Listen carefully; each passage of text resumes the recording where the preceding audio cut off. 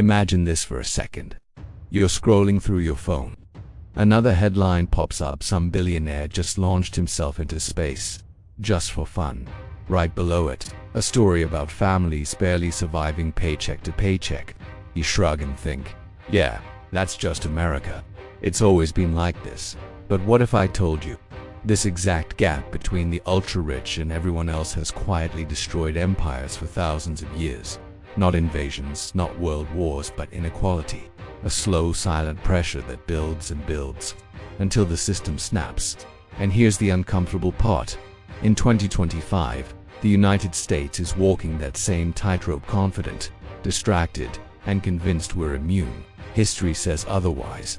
By the end of this video, you won't be able to unsee the signs. They're everywhere. And you might start asking a dangerous question. What if the next collapse doesn't come from a stock market crash or a cyber attack, but from the weight of our own wealth divide? Let's break this down step by step. Alright, let's set the stage. This isn't some boring economics lecture. This is raw, messy history where kings, emperors, and elites took more and more, while the rest were left with scraps. Think about ancient Rome. The Senate wasn't a government, it was basically a private club for ultra-wealthy landowners. Or jump ahead to 18th century France. Lavish Versailles parties, gold-covered halls, all paid for by peasants who could barely afford bread. These weren't freak accidents. They were part of a repeating pattern. Today, we're going to trace that pattern through four empires: ancient Rome, France before the revolution, Tsarist Russia, and Weimar Germany. Different eras, different cultures, same mistake. Each empire rose with promise, reached incredible power, then cracked under the pressure of inequality. And here's the wild part: every single time the elites knew something was wrong, they just believed the system would never turn on them. Spoiler, it always does. We'll walk through this chronologically, how one bad decision led to the next, like dominoes falling in slow motion. And while we do, keep this question in the back of your mind. Why does this matter right now? Because America isn't just repeating history, it's following the blueprint. Let's start where it almost always begins: prosperity. Ancient Rome, around the 2nd century BC, was exploding with success. Conquests everywhere: Carthage, Greece, North Africa. Gold, land, and slaves poured in. But almost all of it went to one place: the patricians, the elite families running the Senate. They bought massive estates called latifundia.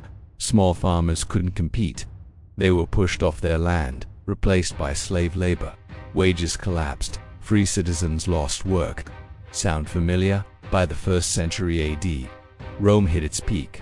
Roads, aqueducts, colosseums, bread and games to keep the people calm. But underneath the marble and monuments, inequality was exploding. A tiny elite controlled massive wealth. The middle class was shrinking fast. The poor crowded into city slums, surviving on government grain handouts, not because the system worked, but because it was failing. Then came the consequences. The rich rewrote laws to protect themselves. Taxes fell harder on the poor. The government ran out of money and started debasing the currency, mixing cheap metals into coins. Inflation soared. Trust collapsed. By the 3rd and 4th centuries, revolts broke out everywhere. Peasants stopped believing in the empire. The wealthy hid behind walls. The army struggled to recruit soldiers willing to die for a system that had already abandoned them. So when the barbarians arrived, Rome was already hollow. When Rome fell in for 76 AD, it wasn't sudden. It was inevitable. Now let's jump to France. 17th century, Louis XIV builds Versailles, pure luxury, pure power. But guess who paid for it? Not the nobles, not the church, the peasants. By the 1700s, France looked strong on the surface. Big population, global influence, Enlightenment thinkers everywhere. But inequality was suffocating. The top 2% owned nearly a third of the land and paid almost no taxes. Common people paid up to half their income just to survive. Bad harvests hit. Bread prices exploded. The elites blocked reform to protect their privileges. Debt ballooned. The king delayed action until the people snapped. The Bastille falls. What followed wasn't just reform, it was rage. Heads rolled. The guillotine became the symbol of a society pushed too far. France burned itself down trying to reset the system. Russia followed the same path. Serfs were freed, but trapped in debt. Industrial wealth flowed upward. Workers lived in misery. World War I pushed everything over the edge. Food shortages, inflation, military collapse, the Tsar falls. A revolution promised equality but simply replaced one elite with another.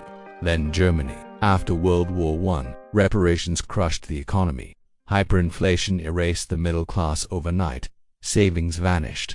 By the time the Great Depression hit, desperation had taken over. And that's when extremism finds fertile ground. We know how that story ends. Now here's the uncomfortable pivot.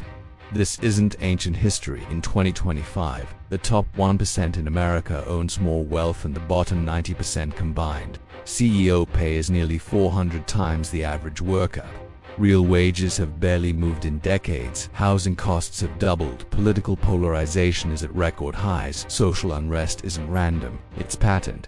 Lobbying dominates policy. Tax systems favor capital over labor.